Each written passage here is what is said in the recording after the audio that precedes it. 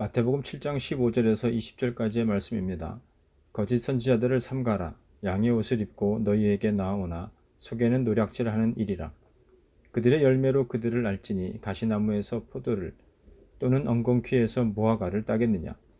이와 같이 좋은 나무마다 아름다운 열매를 맺고 못된 나무가 나쁜 열매를 맺나니 좋은 나무가 나쁜 열매를 맺을 수 없고 못된 나무가 아름다운 열매를 맺을 수 없느니라.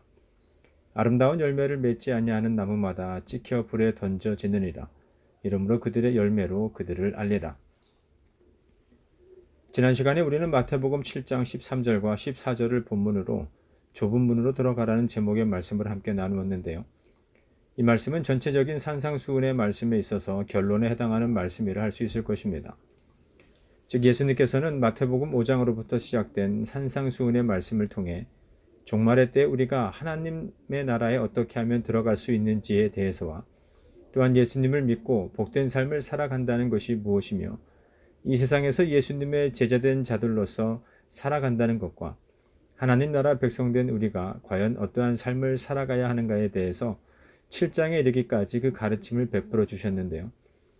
이러한 가르침을 받는 우리 모두가 기억해야 할 것은 예수님께서 마태복음 7장 12절까지 말씀하신 모든 내용들이 곧 그리스도인된 우리가 걸어가야 할 좁은 문이며 또한 좁은 길이 된다는 사실입니다.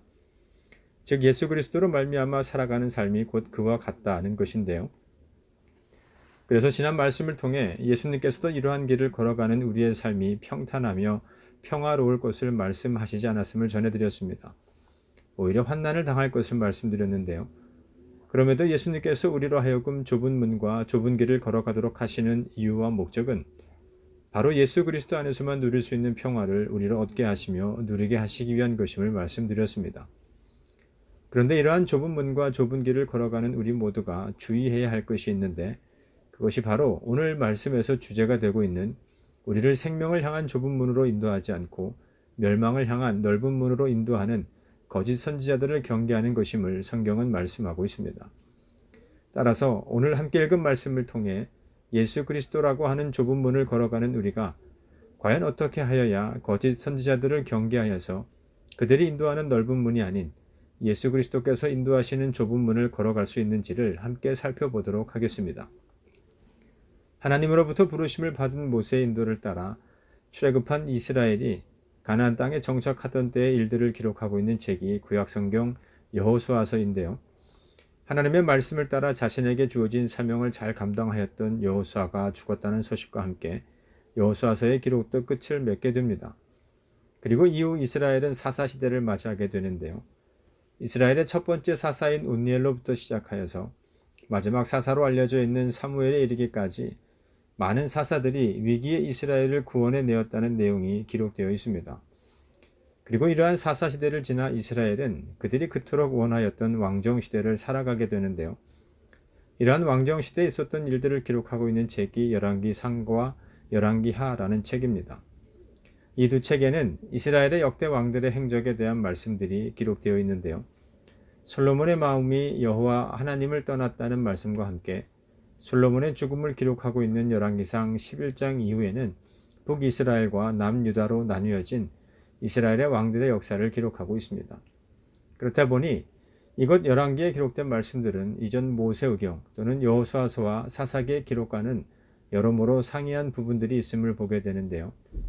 아무래도 가장 달라진 것은 이스라엘의 왕이 생겨난 것과 그 왕의 자리를 둘러싼 이야기들이 줄을 이루게 되었다는 것이고 지금까지 이스라엘의 역사가 하나님이 말씀하시고 그 말씀에 대한 이스라엘 백성들의 순종 또는 불순종의 문제를 다루어 왔다면 열왕기서에 기록된 말씀은 하나님의 말씀에 순종하는 왕인지 혹은 그렇지 않은지에 더욱 많은 초점을 맞추고 있다는 점입니다. 그런데 우리가 주의 깊게 살펴보아야 할 것은 열왕기 이전에 기록된 말씀을 보면 하나님께서 모세나 여호수아 그리고 사사들에게 말씀을 주셔서 이스라엘 백성들에게 그 말씀하신 것을 가르쳐서 지키도록 했음을 알 수 있는데요. 그러나 열왕기의 말씀이 시작되면서부터는 그러한 관계를 찾아보기가 힘들어졌다는 것입니다. 즉 하나님께서는 왕에게 직접 말씀하시기보다 대언자를 세우셨음을 볼 수 있는데요. 물론 열왕기서 이전에 선지자가 없었던 것은 아니겠지만 우리가 성경 말씀을 통해 접하게 되는 대부분의 선지서, 곧 예언서들은 열왕기상과 열왕기하 시대와 밀접한 관계가 있음을 보게 됩니다.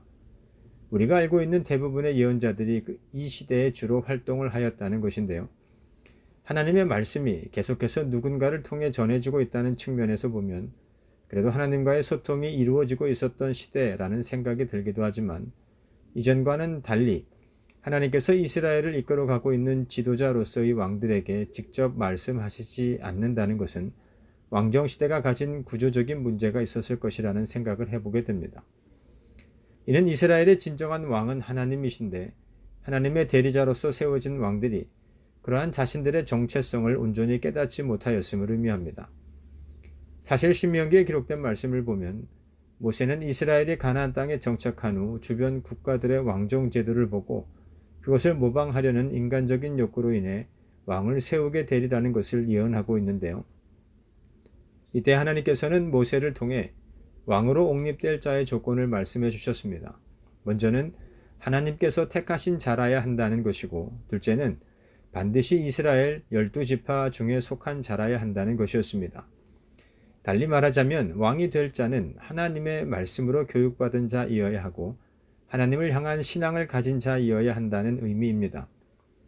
또한 병마를 많이 두지 말 것과 그것을 얻기 위해 애굽으로 돌아가서는 안 된다는 말씀을 더해 주셨는데요. 이는 세속적인 군사력에 의존할 것이 아닌 이스라엘의 진정한 왕이 되시는 하나님을 의지하며 신뢰하는 자이어야 하며, 주변 이방 족속의 타락한 문화와 우상 숭배에 영향받는 자가 아닌 오직 하나님의 말씀에 순종하는 자가 왕이 되어야 한다는 뜻입니다. 아울러 아내를 많이 두어서 마음이 미혹되게 하지 말 것과 자기를 위하여 은금을 많이 쌓지 말 것을 말씀해 주시면서 다음과 같은 말씀을 더해 주셨는데요. 신명기 17장 18절에서 20절에 기록된 말씀입니다. 그가 왕 위에 오르거든 이 율법서의 등사본을 레위 사람 제사장 앞에서 책에 기록하여 평생에 자기 옆에 두고 읽어 그의 하나님 여호와 경외하기를 배우며 이 율법의 모든 말과 이 규례를 지켜 행할 것이라. 그리하면 그의 마음이 그의 형제 위에 교만하지 아니하고 이 명령에서 떠나 좌로나 우로나 치우치지 아니하리니 이스라엘 중에서 그와 그의 자손이 왕 위에 있는 날이 장구하리라. 즉 하나님의 통치 대리자인 왕이 말씀을 주야로 묵상하여서 하나님의 뜻을 바로할 때 왕 스스로도 올바른 길을 걸을 수 있지만, 더 나아가 그에게 맡겨진 백성들을 하나님의 율법의 도를 따라 바로 통치하며 지도할 수 있게 된다는 것인데요. 그러나 결과적으로 볼 때 이스라엘 대부분의 왕들은 이러한 하나님의 말씀을 따라서가 아닌 정치적인 논리나 사람의 생각을 따라 하나님의 대리 통치자로서가 아닌 자신이 왕이 된 삶을 살았음을 바라보게 되는데요. 그렇다 보니 하나님께서 아무리 왕들을 향해 말씀하신다 하더라도 그 말씀이 이스라엘의 왕들에게 들릴 수가 없었을 것입니다. 예를 들자면 내가 원하는 방송을 보기 위해서는 그 방송이 나오는 채널을 맞춰야 하는데 이스라엘 왕들이 그러하지를 못했다는 것이죠. 그래서 하나님께서 택하신 방법 가운데 하나가 바로 하나님의 말씀에 온전히 귀 기울이고 있는 선지자들을 통해 말씀하시는 것이었습니다. 즉 하나님께서 보여주신 뜻을 사람들에게 전하는 대언자들을 세우신 것인데요. 그런데 여기에는 반드시 해결해야 할 문제점이 있습니다. 즉 이 말씀이 과연 하나님께로부터 온 것인지가 맞느냐 혹은 그렇지 않느냐의 문제가 있다는 것인데요. 바로 주어지는 말씀을 올바르게 분별해 내어야 하는 문제입니다. 대표적인 경우로 남유다의 말기에 활동하였던 예레미야와 거짓 선지자들의 서로가 엇갈린 예언을 생각해 볼 수 있습니다. 남유다의 멸망과 회복을 예언하면서 바벨론에게 항복할 것을 말하였던 예레미야와 하나님께서 바벨론 왕의 멍에를 꺾었다는 말씀과 함께 바벨론의 왕 느부갓네살이 빼앗아간 하나님의 성전 기구와 모든 포로들이 2년 안에 바벨론에서 이곳으로 되돌려지게 될 것을 예언한 선지자 하나냐의 경우가 그러한데요. 만일 여러분들께서 이때에 남유다의 왕이었던 시드기야라고 한다면 과연 누구의 예언을 수용하여서 따르게 될 것이라 생각하십니까? 우리가 기록된 말씀을 보아서는 예레미야의 예언을 따르지 않는 유다의 왕들과 신하들이 한심해 보일지도 모르겠지만 막상 우리가 그 입장과 상황에 놓여지게 된다면 어느 한쪽을 선택한다는 것이 생각만큼 쉽지는 않을 것입니다. 그래서 성경을 보다 보면 하나님의 말씀으로 받아들여서 멸망이나 심판을 면한 경우도 있지만, 반대로 하나님의 말씀임에도 불구하고 그것을 분별하지 못하여서 낭패를 당한 경우도 있음을 보게 됩니다. 선지자 요나가 전한 하나님의 말씀을 전해들은 니느웨의 왕과 백성들이 전자의 경우라고 한다면, 노아 시대의 수많은 사람들이나 아브라함의 조카 롯의 사위들의 경우는 후자에 해당됩니다. 자신들에게 주어진 하나님의 뜻을 분별하지 못하여서 결국 심판을 받거나 죽음을 맞이하게 되었다는 것인데요. 그렇다 보니 지금 나에게 주어진 말씀이 하나님께로부터인지 그렇지 않은 것인지를 분별하는 것은 누구에게나 중요할 뿐만 아니라, 특별히 하나님 나라의 백성으로서 예수 그리스도라고 하는 좁은 문과 좁은 길을 걸어가고 있는 모든 그리스도인들에게는 특히나 중요한 문제입니다.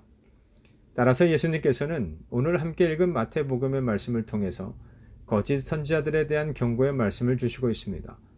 그런데 이러한 거짓 선지자들에 대한 예수님의 경고와 가르침에서 우리가 주의 깊게 보아야 할 것은 거짓 선지자들의 특징이 어떠하며 동시에 거짓 선지자들의 잘못된 가르침이 주는 피해가 얼마나 참혹하고 비참한가에 대한 것인데요. 먼저 예수님께서 가르쳐 주시고 계신 거짓 선지자들의 특징은 양의 옷을 입고 있는 이리와 같다는 것입니다. 15절 말씀을 다시 한번 읽어보도록 하겠습니다. 거짓 선지자들을 삼가라. 양의 옷을 입고 너희에게 나아오나 속에는 노략질하는 일이라. 이 말씀에서 우리가 먼저 이해하고 있어야 할 것은, 이리 곧 늑대라고 하는 동물은 양을 잡아먹는 동물이라는 사실입니다. 따라서 늑대가 양의 옷을 입고 양들에게 나아오는 목적은 그 양을 잡아먹기 위한 목적 이외에 다른 것은 없다는 점입니다. 마찬가지로 거짓 선지자가 하나님의 백성들에게 나아오는 이유도 결코 다르지 않다는 것이죠. 늑대가 양을 잡아먹기 위해 나오는 것처럼 거짓 선지자도 하나님의 백성들을 넘어뜨리고 좁은 문과 좁은 길을 가는 이들을 그 길로부터 끌어내리기 위한 목적 이외에 다른 것은 없음을 의미합니다. 그런데 문제는 이 거짓 선지자들이 양의 옷을 입고 있다는 데에 있습니다. 양떼 가운데 있으면 그 겉모습만을 보아서는 도저히 구분하기가 쉽지 않다는 뜻인데요. 그러나 노략질하는 일이라는 말씀을 통해서 예수님께서 말씀하시고자 하는 것은, 그들이 양떼 가운데 거하는 목적이 노략질이기 때문에 결국 그들이 전하는 메시지와 취하는 행동을 잘 살펴보라는 것입니다. 우리가 잘 알고 있는 것처럼 선지자에게 있어서 가장 중요한 사명은 하나님의 말씀을 바르게 전하고 가르치는 것입니다. 그러나 거짓 선지자는 그렇지 않습니다. 이들은 자신들의 이익을 위해서 하나님의 백성들을 속이고 이용하는 일에 열중하는 자들이라 할 수 있는데요. 빌립보서 3장 18절과 19절에는 이러한 거짓 선지자들의 특징에 대해 다음과 같이 말씀합니다. 새 번역 성경으로 읽어보도록 하겠습니다. 내가 여러분에게 여러 번 말하였고 지금도 눈물을 흘리면서 말하지만 그리스도의 십자가의 원수로 살아가는 사람이 많이 있습니다. 그들의 마지막은 멸망입니다. 그들은 배를 자기네의 하나님으로 삼고 자기네의 수치를 영광으로 삼고 땅의 것만을 생각합니다. 함께 읽은 말씀을 통해 보면 거짓 선지자들의 특징은 하나님의 뜻을 행하는 것이 아닌 자신들의 배를 채우는 것임을 말씀합니다.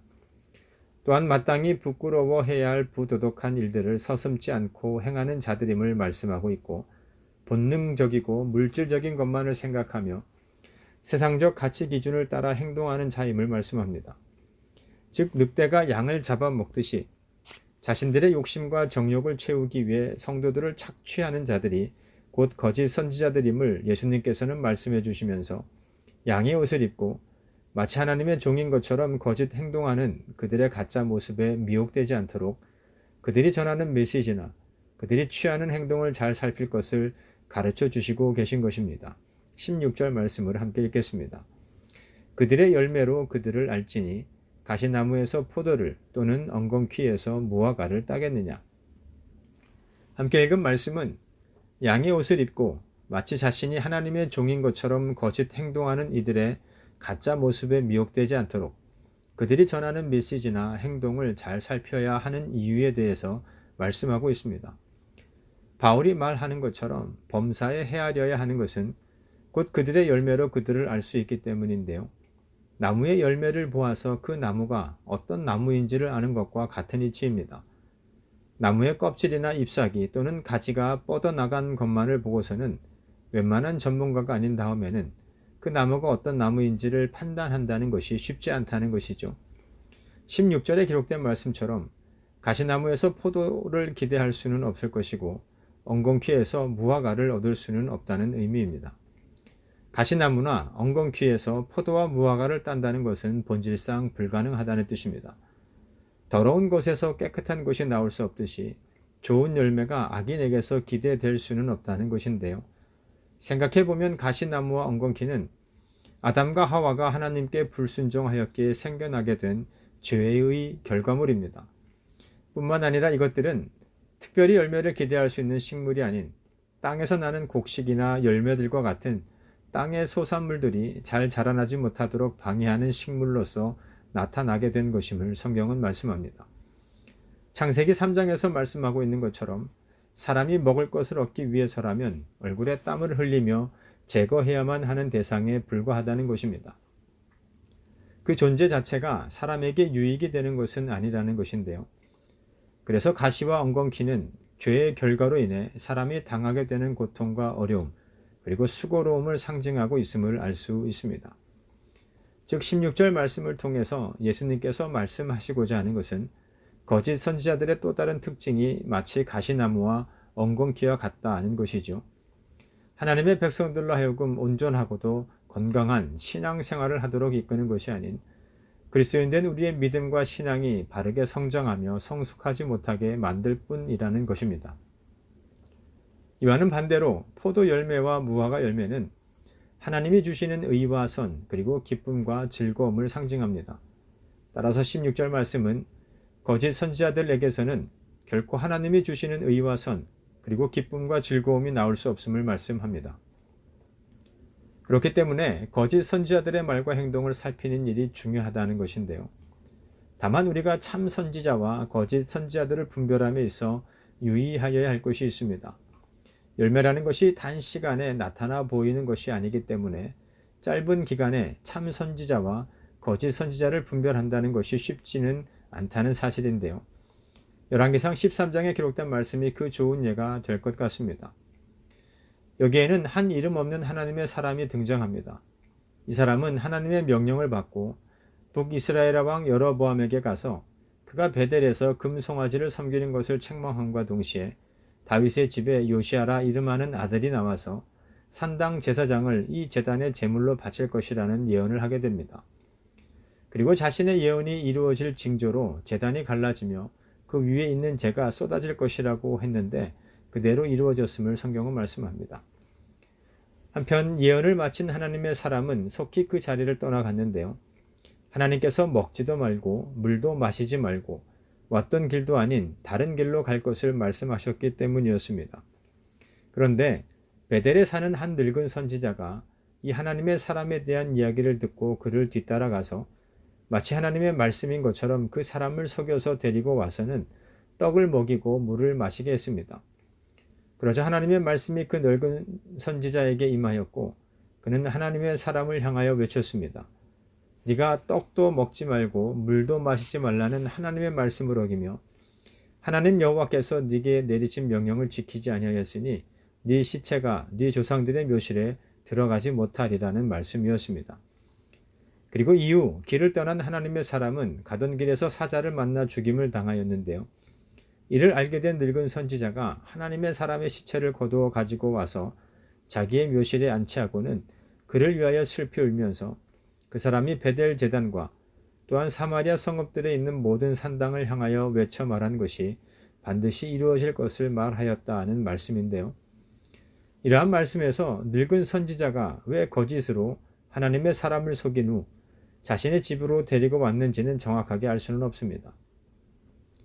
그러나 한 가지 분명한 것은 그 이름 없는 하나님의 사람이 자신이 받은 하나님의 말씀과는 다른 명령을 베델의 늙은 선지자로부터 듣게 되었을 때 다시 한번 하나님께 확인을 했다면 앞선 말씀에서와 같이 사자에게 죽임을 당하는 일은 벌어지지 않았을 것이라는 점인데요. 이와 같은 이야기를 통해 우리가 중요하게 바라보아야 할 것은 하나님의 말씀을 받은 사람조차도 얼마든지 거짓 선지자에게 미혹될 수 있다는 것입니다. 베델의 늙은 선지자가 하나님의 사람에게 다가간 방법을 보면 충분히 그럴 수 있겠다는 생각이 듭니다. 우리가 찾아서 읽지는 않았지만 기록된 말씀을 보면 베델의 늙은 선지자가 하나님의 사람을 향하여 자신을 소개할 때 나도 그대와 같은 선지자라고 말하는 장면을 볼 수 있는데요. 이는 하나님의 사람의 경계심을 느슨하게 하고자 하는 목적이 있었습니다. 즉 자신도 하나님의 말씀을 대언할 수 있는 존재임을 강조하면서 그가 덧붙여 했던 말이 천사가 내게 이르기를 이라는 말이었는데요. 이것이 하나님의 사람이 가지고 있었던 마지막 경계심을 풀어버리게 만든 결정적인 한마디가 되었음을 볼 수 있습니다. 그런데 문제는 자신이 하나님께로부터 직접 받은 말씀과 베델 선지자가 전하는 말이 서로 상충될 때에 심사숙고하여서 참과 거짓을 분별하여야 했으나 그러하지 못했다는 것입니다. 자신이 하나님께로부터 받은 말씀을 너무나 가볍게 대하였던 것인데요. 물론 당시 상황을 생각해 보면 충분히 그럴 수도 있겠다는 생각이 들기도 하지만 최소한 하나님께서 자신에게 처음 주신 말씀이 맞는 것인지 아니면 지금 베델의 늙은 선지자를 통해 주시는 말씀이 맞는 것인지는 그가 마땅히 스스로 확인해 보았어야 했다는 의미입니다. 자신이 어떠한 결정을 해야 할 것인가에 대해서 베델의 늙은 선지자의 말을 듣고서가 아닌 하나님께로부터 듣고서 결정했어야 했다는 것입니다. 그 자신이 하나님께로부터 직접 말씀을 받은 자였다라고 한다면 하나님 앞에 나아가 행할 바를 묻는 것이 너무나도 마땅하였다는 뜻입니다. 마지막으로 17절과 18절 말씀을 함께 읽겠습니다. 이와 같이 좋은 나무마다 아름다운 열매를 맺고 못된 나무가 나쁜 열매를 맺나니 좋은 나무가 나쁜 열매를 맺을 수 없고 못된 나무가 아름다운 열매를 맺을 수 없느니라. 함께 읽은 말씀에서 좋은 나무란 곧 참 선지자를, 못된 나무란 거짓 선지자를 가리키는 말일 텐데요. 참 선지자의 역할이라는 것이 사람들로 하여금 하나님의 뜻을 알게 하여서 그 뜻하심을 따라 바른 길을 걷게 한다는 것입니다. 그러나 거짓 선지자는 그렇지 못하다는 것인데요. 그런데 이러한 17절과 18절 말씀은 앞선 가시나무와 엉겅퀴에 관한 말씀과 같은 맥락에서 이해할 수도 있지만 그 영향력이 미치는 범위를 놓고 본다면 그 대상이 다름을 알 수 있습니다. 즉 가시나무와 엉겅퀴에 관한 말씀에서의 거짓 선지자의 문제가 한 사람의 영혼 및 그 사람의 믿음의 성숙에 영향을 미치는 것이라고 한다면 나쁜 열매와 못된 나무의 말씀에서는 거짓 선지자의 문제가 더 이상 한 개인의 문제로서가 아닌 공동체의 믿음과 신앙에 나쁜 영향과 악한 영향을 줄 수 있음을 경고하고 있는 것입니다. 오늘날의 경우를 예로 들자면 건강한 교회와 건강한 목회자는 성도가 신앙생활뿐만이 아닌 가정생활과 사회생활을 바르게 잘할 수 있도록 돕는 역할에 초점을 맞추고 있습니다. 왜냐하면 성도된 우리가 살아가야 할 삶의 터전이 곧 가정이고 사회이기 때문인데요. 그러나 거짓 선지자들로 대표되는 이단이나 사이비를 보면 어떠한가요? 대중매체를 통해 여러 번 보도된 것처럼 이들에게서는 건강한 가정생활이나 사회생활을 기대하기가 어렵습니다. 만일 여러분들이 섬기고 있는 교회나 혹은 속해 있는 기독교 단체가 건강한 가정생활과 사회생활을 가로막을 뿐만 아니라 가족을 비롯해 주변의 사람들을 믿음과 사랑으로 섬길 것을 말하는 것이 아닌 그들과 벽을 쌓게 만들고 떠나도록 미혹한다면 당장에 그것을 떠나시기를 바랍니다. 왜냐하면 그것은 아름다운 열매를 맺는 좋은 나무가 아니기 때문에 그렇습니다. 19절에 기록된 것처럼 거짓 교훈을 일삼는 무리는 하나님께서 반드시 심판하시기 때문임을 성경은 말씀합니다. 그리고 20절에서 말씀하고 있는 거짓 선지자들의 가장 큰 특징은 그들이 결코 좋은 열매를 맺을 수 없다는 것입니다. 잠언은 다음과 같이 말씀합니다. 너는 행악자들로 말미암아 분을 품지 말며 악인의 형통함을 부러워하지 말라. 대저 행악자는 장래가 없겠고 악인의 등불은 꺼지리라. 거짓 선지자들의 잘됨을 부러워하지 마십시오. 마치 그들이 지금은 형통한 삶을 살아가고 있는 것처럼 보일지라도 그들에게는 장래가 없고 다만 하나님의 심판이 있을 뿐임을 성경이 말씀하고 있음을 기억하시기를 바랍니다. 그리고 무엇보다도 중요한 것은 어느 누구라 할지라도 거짓 선지자가 될 수 있음에 유의하시기를 바랍니다. 만일 그리스도인으로 부르심을 받은 여러분 한 사람 한 사람이 성령 하나님께서 여러분에게 주시는 말씀을 따라서가 아닌 세상으로부터 기인한 육신의 정욕과 안목의 정욕, 그리고 이생의 자랑이라고 하는 세상이 여러분들을 유혹하며 미혹하는 소리에 귀 기울임으로 그 소리를 따라 살아간다면 그것이 곧 거짓 선지자들의 삶과 다를 바 없기 때문에 그렇습니다. 바울은 디모데에게 보내는 편지를 통해 다음과 같이 교훈합니다. 모든 성경은 하나님의 감동으로 된 것으로 교훈과 책망과 바르게 함과 의로 교육하기에 유익하니 이는 하나님의 사람으로 온전하게 하며 모든 선한 일을 행할 능력을 갖추게 하려 함이라.